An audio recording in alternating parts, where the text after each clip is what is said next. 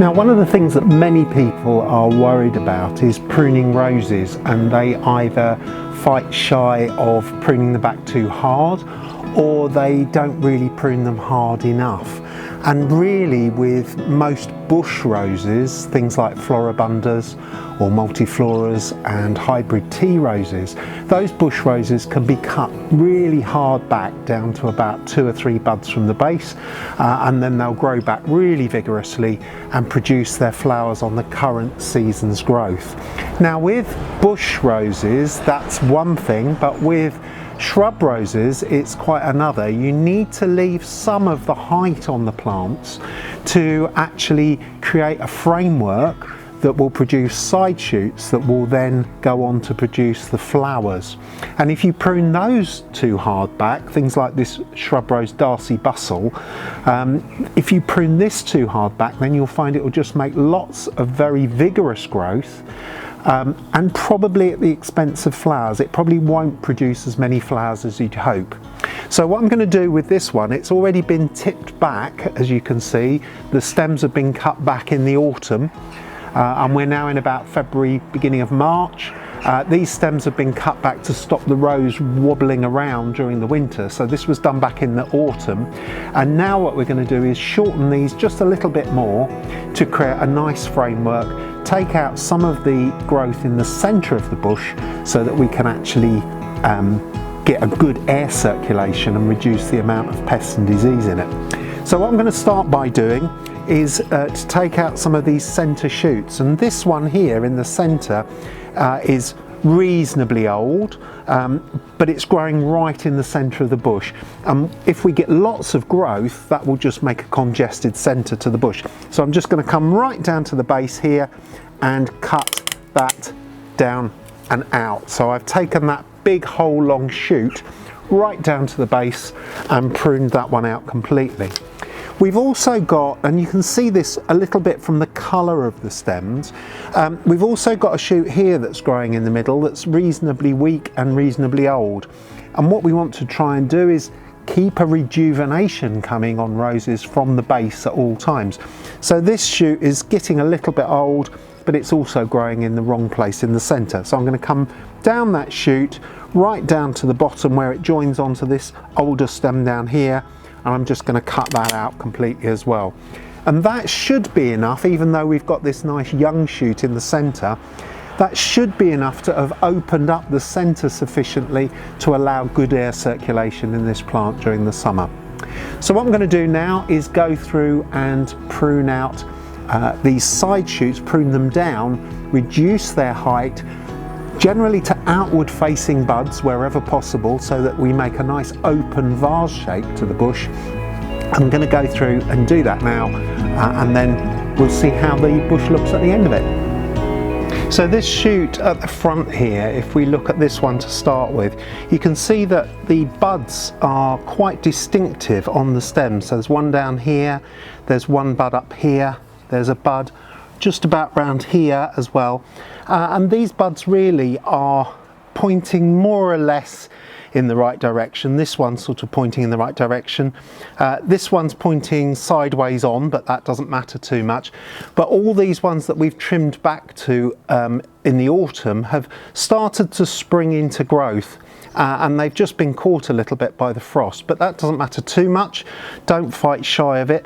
Make sure that you choose a bud that comes away from the centre of the bush. It doesn't have to point directly outwards, but it could point away from the centre of the bush. So this bud, for example, is probably in the right sort of place, around about 60 centimetres above the ground on a shrub rose. Remember that bush roses are cut harder back, but this one is a shrub rose, so this one can be about 60 centimetres above the ground. Come in at the angle that the bud is pointing at, and use your secateurs with the narrow blade against the bud, not too close, so that you're cutting at the same angle that the bud is pointing at. And that piece of material that we've cut off there is only a short piece really. We haven't done an enormous amount of pruning, but we've pruned back to this really nice healthy bud that's sat there. It hasn't been damaged by the frost, and that will grow out here really strongly and carry the flowers, and hopefully some of the buds over this side will grow as well. So we can go back down on this thinner, weedier shoot. We can cut that one harder back, so we could prune to an outward facing bud here. And then with this central shoot, we want to prune back to a bud that's pointing perhaps in this direction, so it doesn't actually congest the centre of the bush.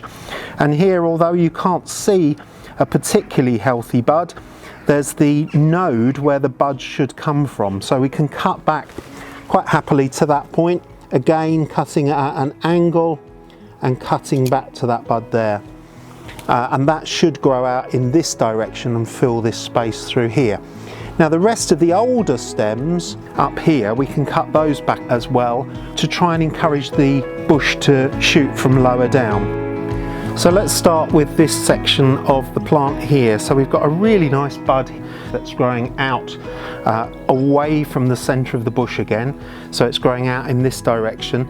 It's nicely placed. There's a lot of spindly growth above it. This spindly shoot here isn't really going to be of much benefit.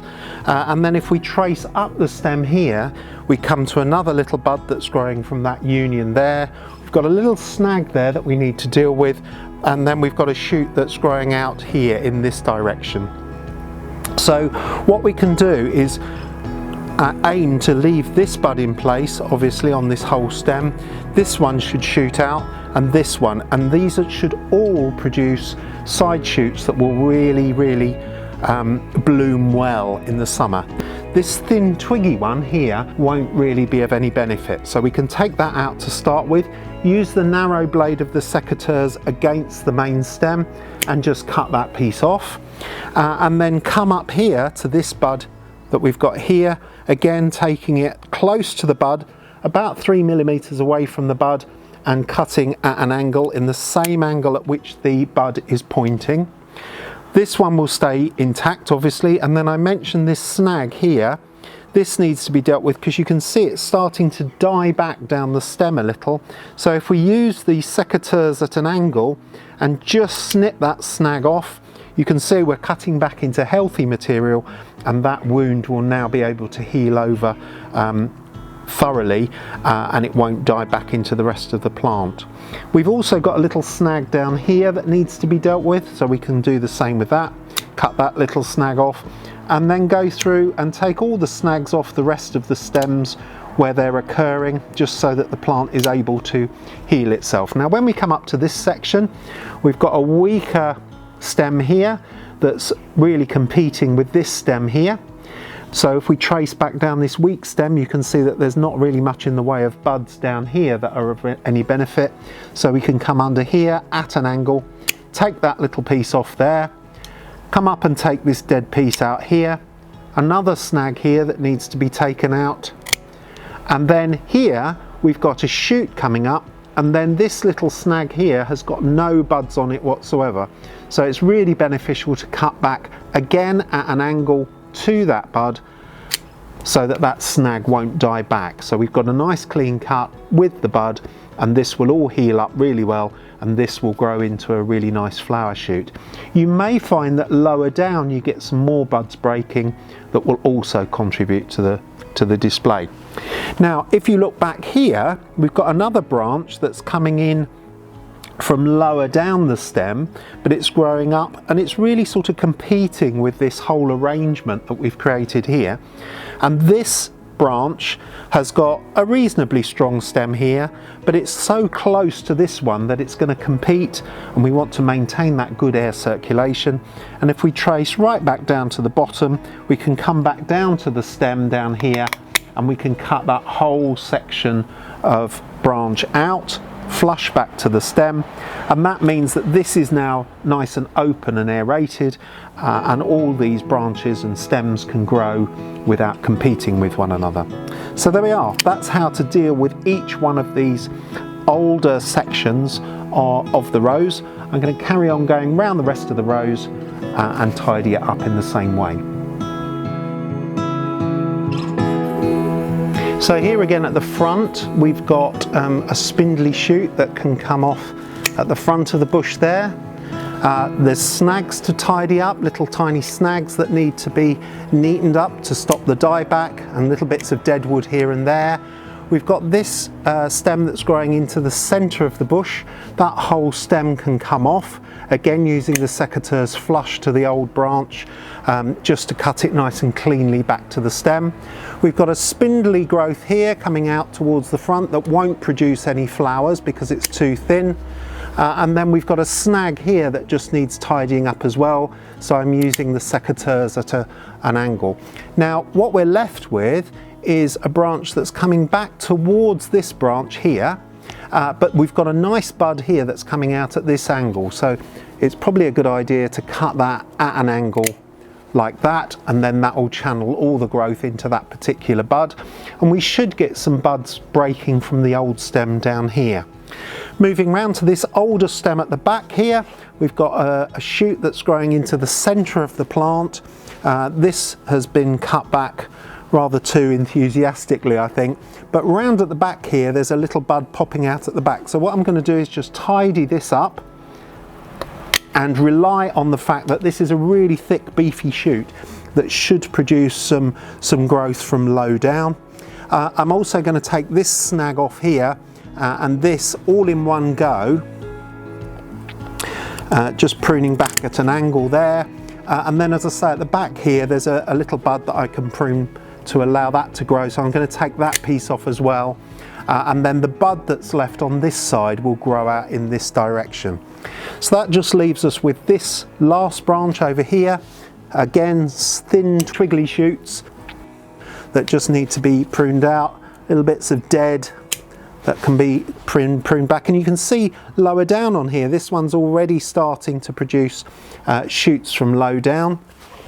So this branch over here, we don't need both of those branches. Let's take that one nice and neatly back, leaving us with just one, and then we can just prune to one outward facing bud there, and that leaves us with this nice bud that's growing out away from the centre of the bush. So all in all, we've made quite a difference to this bush. We've opened up the centre, we've pruned these longer shoots back to outward facing buds, we've removed all the thin twiggy growth, and this rose will grow away and produce a really nice display in the coming summer.